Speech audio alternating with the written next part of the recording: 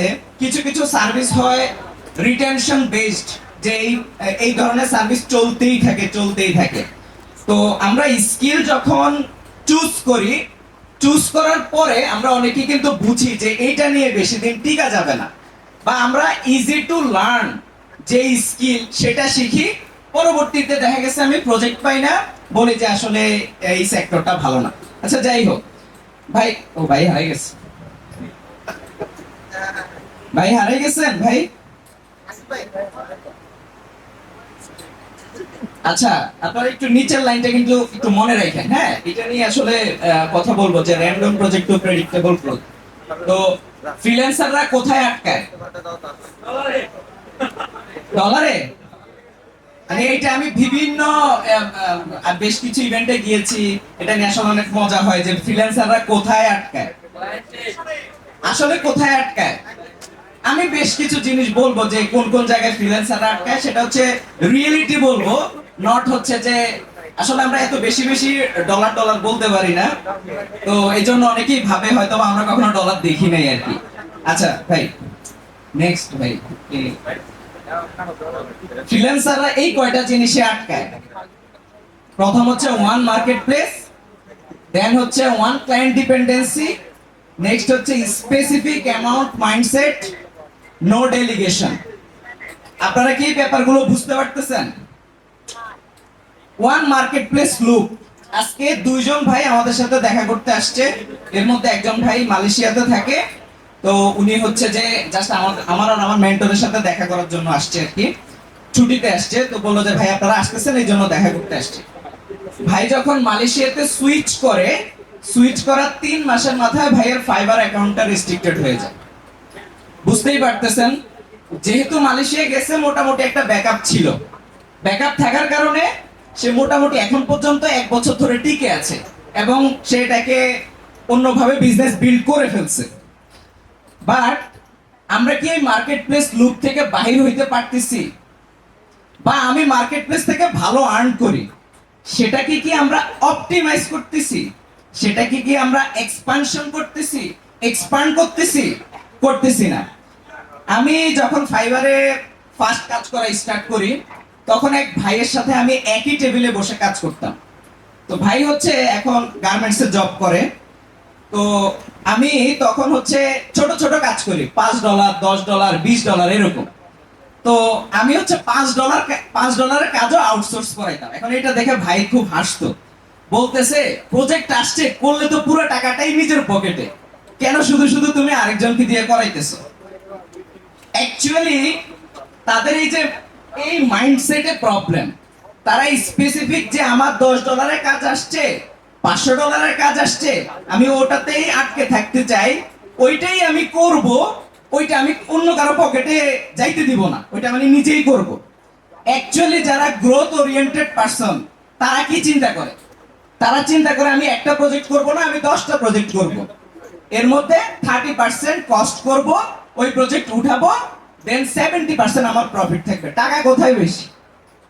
টাকা কি ওই $500 বেশি? পুরো কাজই তো আপনি করতেছেন, আবার $500 পুরো কাজ আপনি করতেছেন, প্রফিট করতেছেন $500, মার্কেট প্লেস খাইতেছে, পেমেন্ট গেটওয়ে খাইতেছে, থাকতেছে কত $450 বা এরকম। তো অ্যাকচুয়ালি কি আপনি প্রফিট করতে পারতেছেন এই $500-এ? আপনি কি এখানে ফ্রিডম পাইছেন? আপনি $500 ভিতরে কি ফ্রিডম পাইছেন? আপনি মনে চাইছে এক কাপ কফি খাইছি, একটু কফি শপে গিয়ে বসে কাজ করছি, এর পরের স্টেপ কি?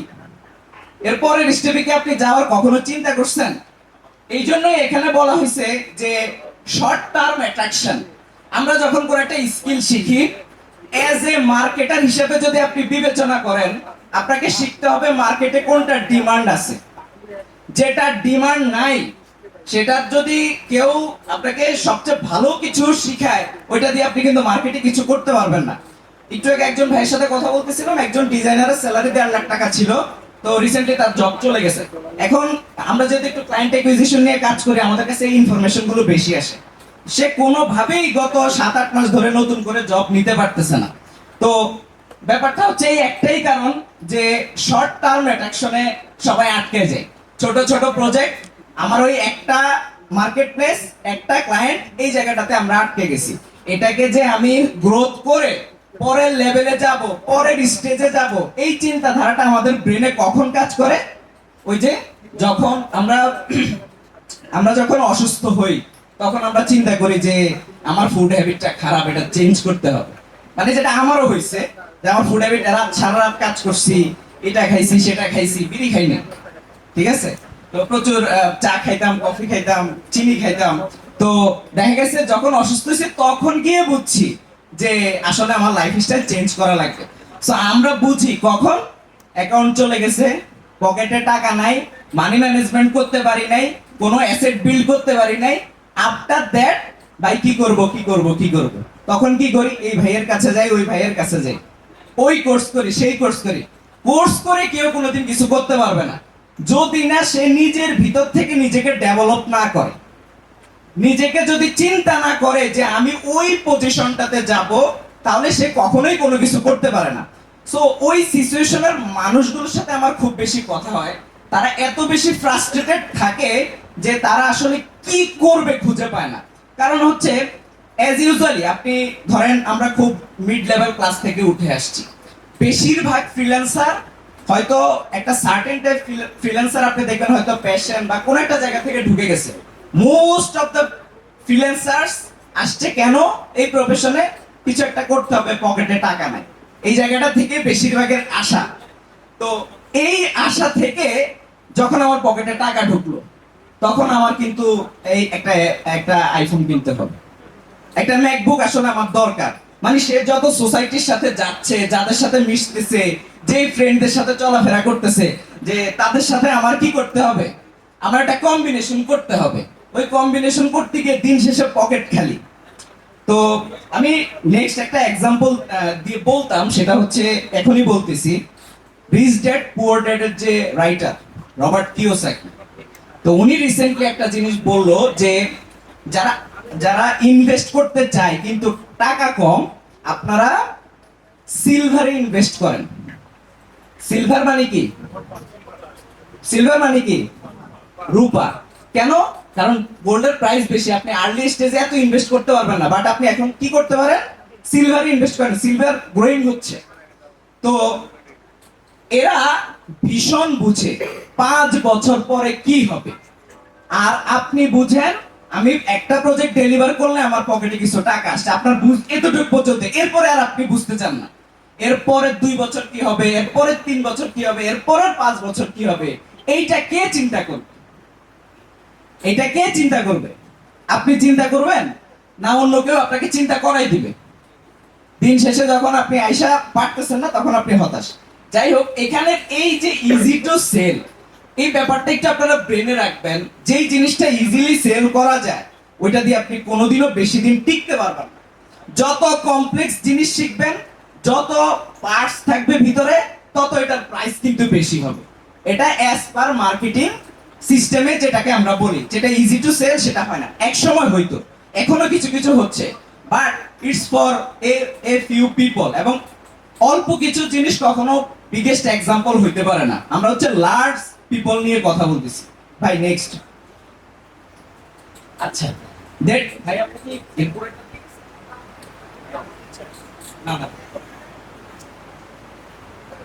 শিওর আজকে এটা এটা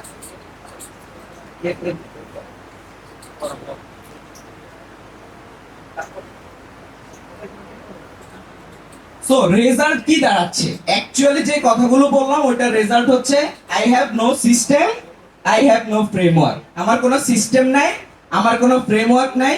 কোন একজন ভাই বলছে, কোন একজন বন্ধু বলছে আমি একটা স্কিল শিখছি, বাট এটাকে আপনি অপটিমাইজ করতে পারবেন কিনা, এই থিওরিটা আপনি কখনো চিন্তা করেন না। এই জিনিসটা যত ভালো চিন্তা করবেন, আপনার বিজনেসের ডেপথ বেশি আসবে। ঠিক আছে? What is conversion code? Conversion মানে কি? ট্রান্সফরমেশন। ট্রান্সফরমার দেখেন নাই? যে আসলে আপনি একজন ফ্রিল্যান্সার থেকে নিজেকে কি ট্রান্সফর্ম করতে পারতেছেন? ট্রান্সফর্ম করে কি অন্য জায়গায় নিয়ে যেতে পারতেছেন কিনা নিজেকে? এটা হচ্ছে আমাদের মেইন গোল হওয়া উচিত। আমি এজ এ ফ্রিল্যান্সার হিসেবে শুরু করেছি, আফটার 5 ইয়ার্স পরে আমি বলতেছি যে ভাই আমি এজ এ ফ্রিল্যান্সার হিসেবে এই কাজ করি। এটা আসলে গ্রোথ হইলো না। হয়তো বা ঠিক আছে আপনি রিমোট জব করতে পারেন, সেটা আলাদা সাবজেক্ট, বাট আপনি অ্যাজ এ ফ্রিল্যান্সার হিসেবে 5 বছর আগে যেমন ছিলেন 5 বছর পরেও আপনি তেমন আছেন, দ্যাট মিন্স আপনার কোনো গ্রোথ হয় নাই। আগে চালের কেজি কত ছিল, এখন কত? আপনার স্যালারি আগে কত ছিল, এখন কত? একটু পরিমাপ করেন তো। সবকিছু বাড়তেছে, আসলে আপনার ওই ইয়াটা কি বাড়তেছে, ফ্রেমওয়ার্ক সিস্টেম বাড়তেছে, আপনার গ্রোথ কি বাড়তেছে? প্রত্যেকটা জিনিসেরই তো দাম বেশি নাকি? তো ওই যে বাড়তেছে, আপনি এটার সাথে আপনার আয় ব্যয়ের কম্বিনেশনটা কিভাবে করতেছেন? আপনি একটু চিন্তা করেন। একটু চিপাই চিপাই চলতেছেন, এটাই কি গ্রোথ? একটু চিপাই চিপাই চলতেছি, একটু কম খরচ করে করে চলতেছি, এটাই কি সিস্টেম? এটাই কি গ্রোথ সিস্টেম? নাকি এটাকে আমি কিভাবে কভার করে আরো উপরের দিকে চলে যাব, ওইটা হওয়া উচিত সিস্টেম? কোনটা সিস্টেম হওয়া উচিত? নেক্সট ভাই। ওকে, এই ছবিটা আমি দেওয়ার একটা কারণ আছে। ছবিটা সুন্দরের জন্য দেই নাই। এটা দেওয়ার কারণ হচ্ছে, তখন আমি পকেটের টাকা খরচ করে মানুষকে এডুকেট করতাম যে তোমরা ওই মার্কেট প্লেসের লুপে পড়ে থাইকো না, একজন ক্লায়েন্টের লুপে পড়ে থাইকো না, একটা সিঙ্গেল জায়গায় পড়ে থাইকো না। তখন আমি নিজের টাকা খরচ করে মানুষকে বাফেট খাওয়াইতাম, খাওয়াই তারপর বুঝাইতাম। ওইখানে অল্প কিছু মানুষ জয়েন করতো, 10 জন, 15 জন, 20 জন। ওরা আজকে সবাই ভালো জায়গায় আছে।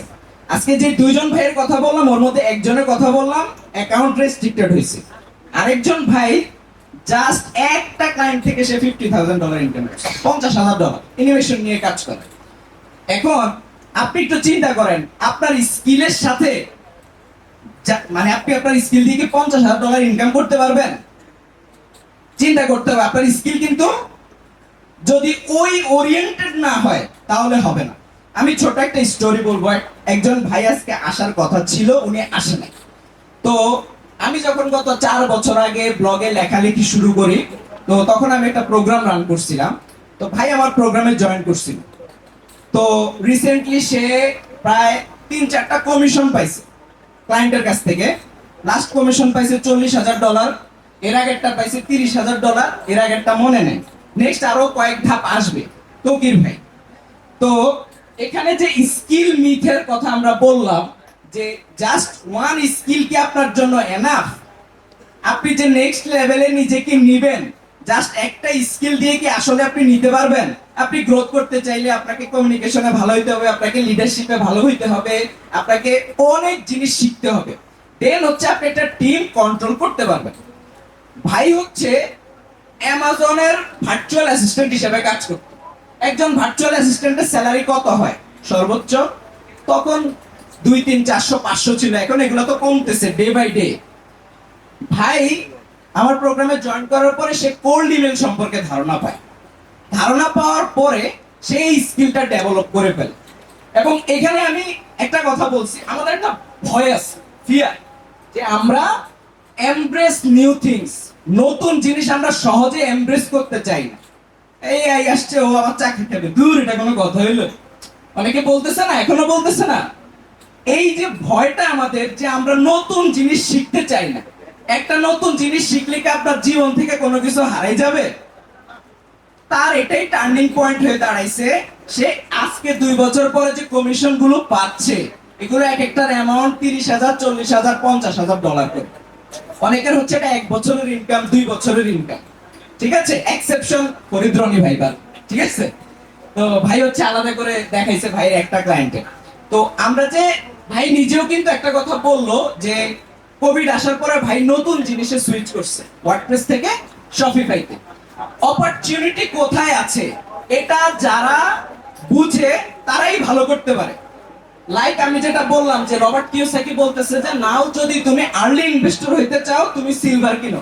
গোল্ড এখন তুমি কিনতে পারতেছো না, সিলভার কিনো। দ্যাট মিন্স তারা হচ্ছে ভিশনারি পিপল। তারা 5 বছর আগে ভিশন করে বলতে পারে যে ইট উইল হ্যাপেন।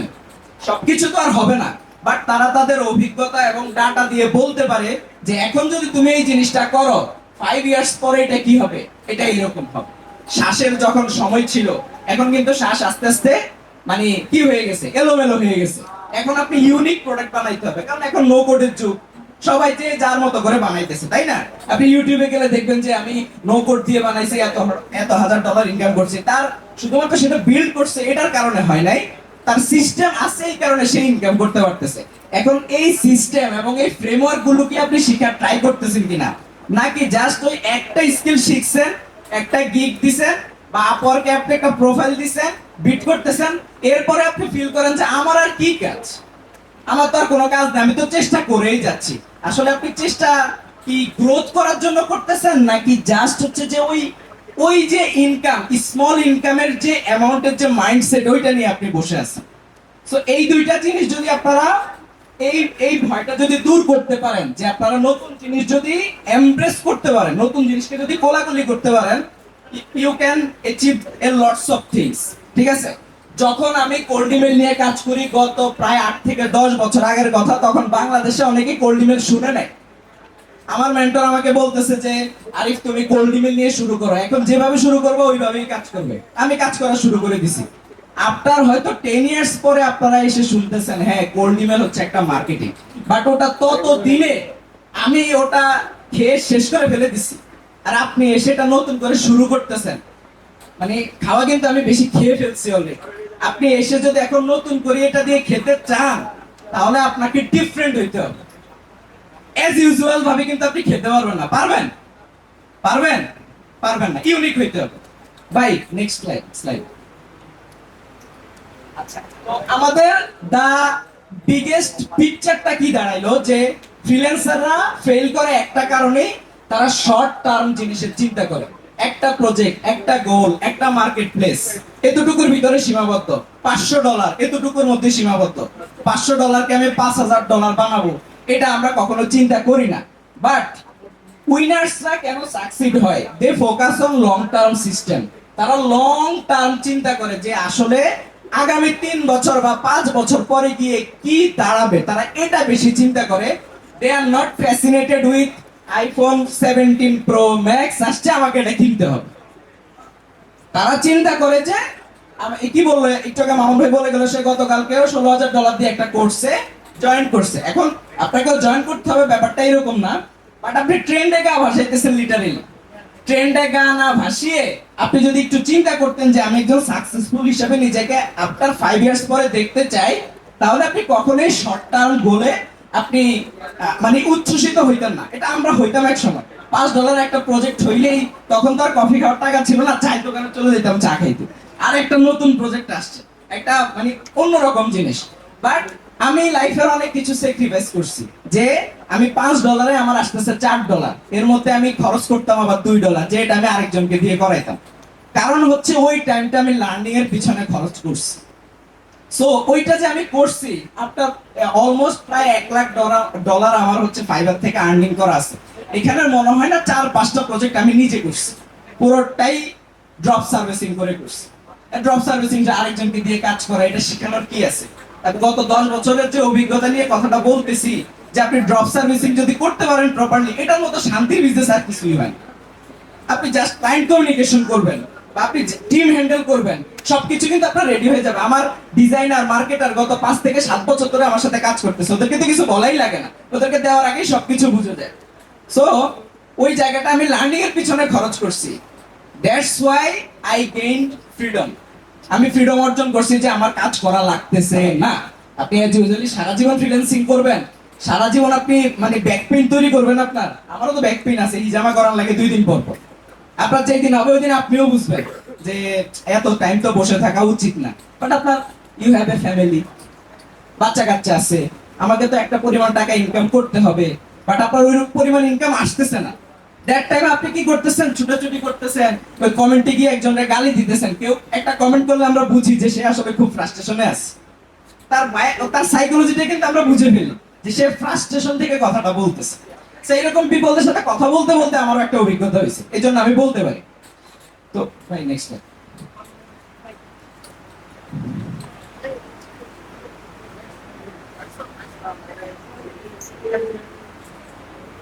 আচ্ছা, তাহলে আমাদেরকে কি করতে হবে? অ্যাকচুয়ালি আমাদের মাইন্ডসেটকে শিফট করতে হবে, এই মনকে শিফট করতে হবে।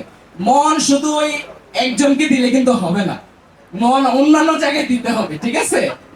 মন, সেটা গার্লফ্রেন্ড হোক আর বউ হোক, শুধু ওই জায়গায় সীমাবদ্ধ দিলে হবে না, লার্নিং এর অন্যান্য সেক্টরেও কি করতে হবে, আমাকে দিতে হবে। সো মাইন্ড হচ্ছে বিভিন্ন জায়গায় সুইচ করানো লাগবে। যত বেশি সুইচ করাইতে পারবেন তত বেশি আপনার আইডিয়া ভালো থাকবে। আপনি ধরেন একটা আইডিয়া পেয়ে গেছেন, যেটা এখনো ধরেন বাংলাদেশের মার্কেটে বা এশিয়ান মার্কেটে খুব বেশি একটা এখনো সবাই শুরু করে নাই। ওই টাইমে আপনি যে প্রফিট করতে পারবেন, আফটার 1 ইয়ার পরে 2 ইয়ার্স পরে ওই প্রফিটের ধারে কাছেও আপনি যাইতে পারবেন না। কথা ঠিক কি না? কথা ঠিক কি না? ভাই এক একটা থাম্বনেল করাইতে আগে ডিজাইনাররা কত টাকা নিত চিন্তা করেন। 2 বছর আগে, 3 বছর আগে 2000, 1500, 2000, 3000। নাও থাম্বনেল কত টাকা দিয়ে করানো হয়? কত? 200, 200, 200, অনেকে 20 টাকাও করে দিতে চায়। হ্যাঁ, বাট ওই থাম্বনেল ডিজাইনার যদি চিন্তা করতো যে আমি এটাকে একটা প্রপার বিজনেস বানাবো, যে আমি শুধু তাকে থাম্বনেল সার্ভিস দিব না, আমি পাশাপাশি তাকে সে থাম্বনেলটা নিয়ে কোথায় আপলোড দিবে? ইউটিউবে আপলোড দিবে। যে আমি তাকে একটু ইউটিউবের এসইও সার্ভিসটা অ্যাড করে ফেলি, আমি এখান থেকে ভিডিও এডিটিং সার্ভিসটা অ্যাড করে ফেলি, তার অন্যান্য ডিজাইন লাগে আমি সেই জিনিসগুলো অ্যাড করে ফেলি। আপনার তো বিজনেস এক্সপান্ড হয়ে গেল। আপনি ওই জায়গা থেকে এক্সপান্ড করতেছেন, কিন্তু আপনার মাইন্ডসেট ওই জায়গায় যে আমি ওই একটা থাম্বনেল করতেছি, ওই টাকাটা আমার পকেটে ঢুকতেছে। আপনার কতটুকুর ভিতরে আটকে আছেন। ফ্রিল্যান্সার হিসেবে আপনি ওই জায়গাটাতে আটকায় আছেন দেখে আপনার গ্রোথ হয় না। কথা বোঝা গেছে? ওকে। তো getting a client is enough, এটা হচ্ছে ফ্রিল্যান্সারদের মাইন্ডসেট, এভারেজ ফ্রিল্যান্সারদের মাইন্ডসেট, যে আমি একটা ক্লায়েন্ট পাইছি, দ্যাটস ইট, আমার আর নেক্সট কোনো চাওয়া পাওয়া নাই। নেক্সট চাওয়া পাওয়া না থাকলে আপনার পকেটে টাকা আসবে কই থেকে? আপনার তো চাওয়া পাওয়াই নেই, আসবে কই থেকে? আর একজন প্রফেশনালের মাইন্ডসেট থাকে, ভাই কি দেখাই দিলেন ভাই, গোপন কিছু থাকতে পারে।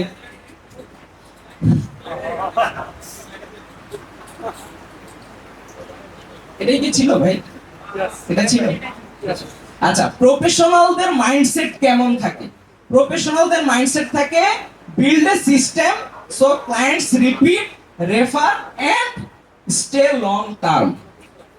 একজন ফ্রিল্যান্সার যদি চিন্তা করে যে আমি একজন ক্লায়েন্টকে লং টার্ম ধরে রাখবো, আচ্ছা আমি একটা থাম্বনেল শিখছি, এটাতে আমি কেন আটকে আছি, এটাকে আমি এক্সপান্ড কেন করতেছি না, এই না করার ফলে এই জিনিসগুলো আমরা হারাই। সে আমার কাছে রিপিট আসে না, সে আমাকে রেফার করে না, এবং সে 2 দিন পরে আমাকে হারাই যায়। এই জন্য আমি যদি একটা প্রফেশনাল মাইন্ডসেট তৈরি করি, আমি রিপিট পাবো, রেফার পাবো এন্ড স্টে লং টার্ম।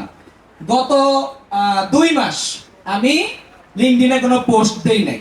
এখন কিছু কিছু পোলাপাইন আমারে গালি দেয়, ভাই আপনি লিঙ্কডইনের প্রোগ্রাম করান, আপনি তো কন্টেন্টই দেন না। মানে আমাদের একটা চ্যালেঞ্জ প্রোগ্রাম আছে, তো আমি জাস্ট আমার চ্যালেঞ্জ প্রোগ্রামের পিপলদেরকে বোঝানোর জন্য আমি 2 মাস পোস্ট দেই নাই, যে পোস্ট না দিলেও ক্লায়েন্ট আসে if you know the system. যদি সিস্টেম না জানো, তোমার কাছে ফিল হবে আমাকে আমাকে দৈনিক 5টা কন্টেন্ট দিতে হবে, দৈনিক আমাকে এটা করতে হবে, সেটা করতে হবে। But if you know the system, আপনি ওইখানে অ্যাক্টিভ না থেকেও ক্লায়েন্ট পাবেন।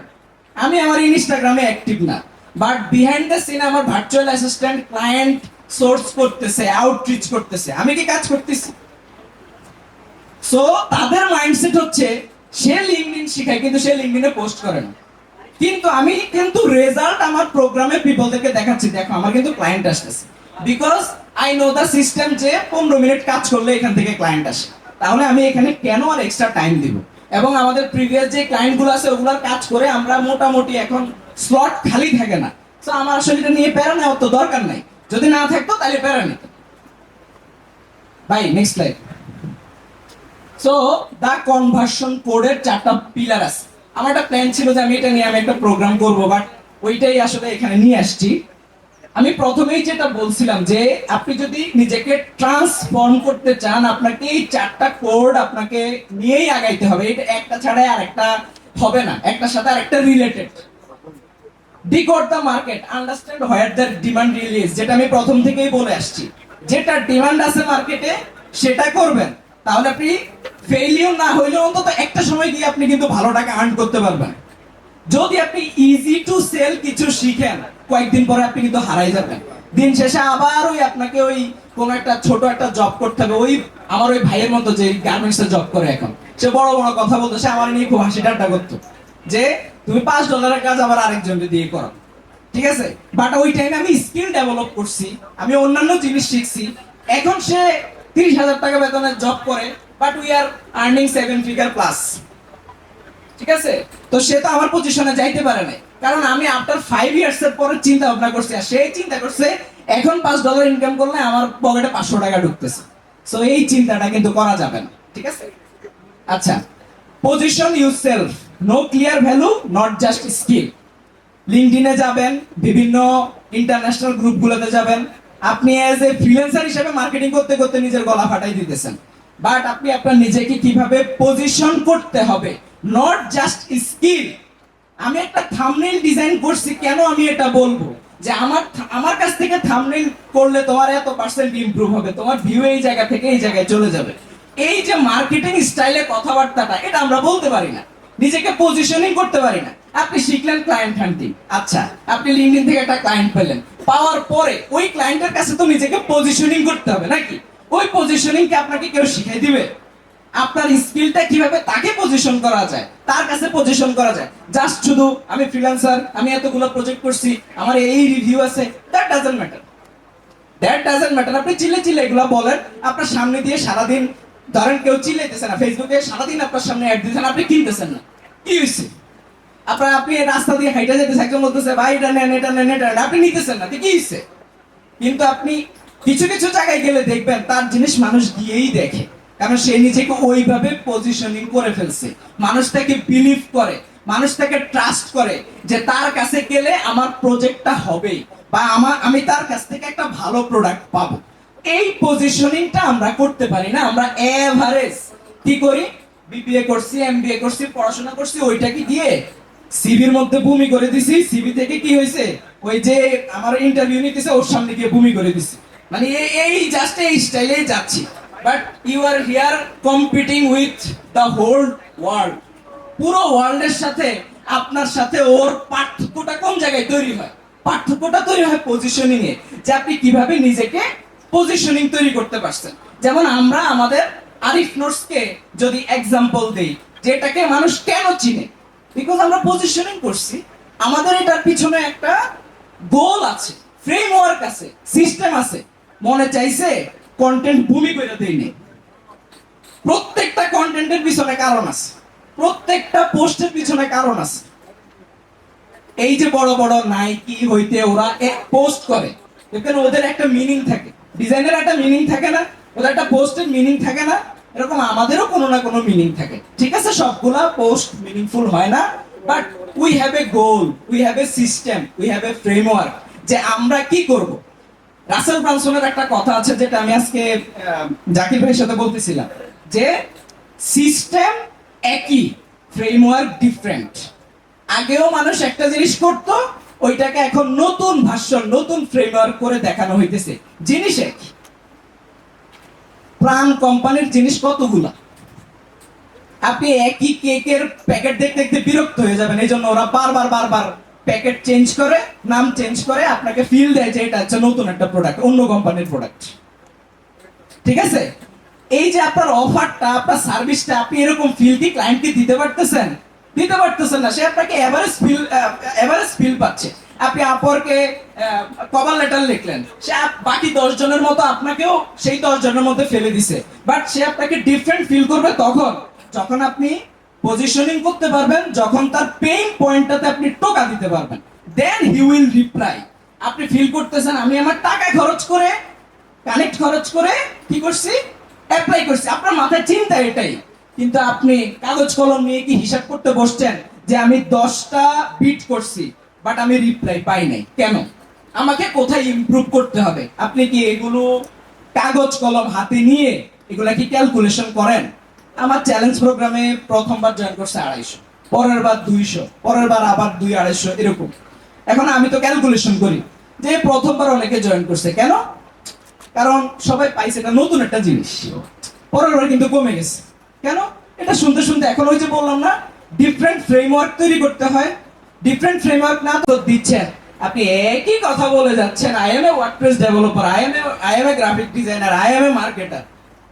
তাইলে আপনি তো এভারেজ পারসন। লিঙ্কডইনে গিয়ে জাস্ট ফ্রিল্যান্সার লিখে সার্চ দিবেন, দেখবেন যে সমানে পোস্ট করতেছে সব আমাদের বাঙালি, ইন্ডিয়ান আর পাকিস্তানের বাইরে, আর কেউ নাই ওই জায়গার মধ্যে। ইন্টারন্যাশনাল পিপলরা কি এভাবে নিজেদেরকে পজিশনিং করে? এভাবে পজিশনিং করে না। সো পজিশনিং করতে হবে। সেটা এমনও হইতে পারে যে আমি বিট করে একটা ক্লায়েন্ট পাইছি, ওই ক্লায়েন্টের কাছে কিভাবে আমি প্রেজেন্ট করব, কিভাবে আমি নিজেকে পজিশন করব, এই টেকনিকগুলো আপনাদেরকে শিখতে হবে। বিল্ড কনভার্সন ওই প্রায় চলে গেছে ওটার ভিতরে। Retain and grow, turn one project into long term clients, যেটা আমি বারবার বলে আসতেছি। ভাই নেক্সট। সো তার ট্রান্সফরমেশনের পাথ কি? যে আমি নিজেকে ট্রান্সফর্ম করতে চাই, আমি একজন ফ্রিল্যান্সার আছি, আমার নিজেকে স্মার্টলি মার্কেটিং করতে হবে, আমাকে সিস্টেম বিল্ডার হইতে হবে, আমাকে গ্রোথ লিডার হইতে হবে।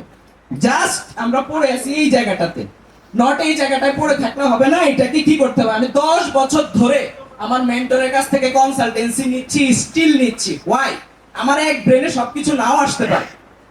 ভাই এই প্রজেক্টটা নিয়ে কাজ করব, এটার মধ্যে কি আপনার কাছে কি মনে হয় কোন কোন ফল্ট আছে? দো আই এম 5 বছর ধরে এটা নিয়ে কাজ করতেছি, বাট স্টিল নাও আমি নিচ্ছি। কারণ তার কাছ থেকে হয়তো আমি একটা ওয়ার্ড পাবো, ওই একটা ওয়ার্ড দিয়ে আমি আবার এটাকে রিডিজাইন করে ফেলতে পারবো। বাট ওই একটা ওয়ার্ড আমরা নিতে চাই না, নিজেদেরকে দিতে চাই না, ইনসাইডে ইন করতে চাই না। পরের ইয়েটা তো ইলন মাস্ক। চিনে না কে? চিনে না কে? তার একটা গ্রেট কোটেশন আছে যে great companies are build on great products but sustain করে বাই গ্রেট সিস্টেম। আপনি গ্রেট প্রোডাক্ট তৈরি করতেই পারেন, আপনার সেই অ্যাবিলিটি আছে, সাস্টেইন করবেন কিভাবে? সিস্টেম, ফ্রেমওয়ার্ক, কনভার্সন, নিজেকে কনভার্ট করতে হবে, সিস্টেমের মধ্যে ঢুকাইতে হবে নিজেকে, নিজেকে অ্যানাদার একটা ফ্রেমওয়ার্কে ঢুকাইতে হবে। তাহলে আপনার ওই কোম্পানি সাস্টেইন করবে। আদারওয়াইজ 3 মাস 6 মাস এই কি জানি বলে চ্যাট জিপিটির পাশাপাশি ডিপসিক নিয়ে কি শুরু করছে, এখন আর কেউ ডিপসিক নিয়ে কথা বলে না। ইনসাইডে চ্যাট জিপিটির পিছনে যে লেভেলের ইনপুট দেওয়া হচ্ছে, ডিপসিকের পিছনে কি ওটা দেওয়া হয়েছে? ওটা কি সাস্টেইন করবে? কিভাবে করবে? ওরা একটা বছরের পর বছর কাজ করতেছে, আর ওরা হঠাৎ করে এসে একটা ডিপসিক বানাই ফেলছে। এটা হইলো কথা? আমরা তো ফ্রি পাইছি, আমাদের তো আনন্দ উল্লাসে শেষ নেই। বাট সেই ইনপুট কি দিচ্ছে? আমি একটা প্রম্পট চ্যাট জিপিটি কেও দেই, গ্রক কেও দেই, ওই জেমিনি কেও দেই, আবার হচ্ছে যে ডিপসিক কেও দেই, দিয়ে কম্পেয়ার করি যে আসলে কে ভালো রেজাল্ট দিতেছে, কোন জিনিসটা কোন প্ল্যাটফর্মে ভালো আসতেছে। এই জিনিসটা কিন্তু আমি চেক করি। আপনি যেটা ফ্রি পাচ্ছেন শুধু ওইটাই চেক করতেছেন, বাকিগুলো চেক করার আপনার প্রয়োজন মনে করতেছেন। That's true or false? False. আচ্ছা ফলস। Bye next. তো এটা ওইটা ছিল ইলন মাস্কের কথা, আর এটা হচ্ছে আমাদের কথা। Freelancing success is not about finding more clients, it's about building systems that clients can not leave. Client যেন আপনাকে ছেড়ে যেতে না পারে এইরকম ভাবে সিস্টেম বিল্ড আপ করবেন। Not just next client, next project, next order, next কি, এটা নিয়ে আমরা চিন্তা করব না, বরং একটা ক্লায়েন্ট আসছে তাকে কিভাবে ধরে আমি 1 ইয়ার 2 ইয়ার্স 5 ইয়ার্স পর্যন্ত নিয়ে যেতে পারবো, সেটাই আমাদের গোল হওয়া উচিত। ভাই নেক্সট। Thanks everyone.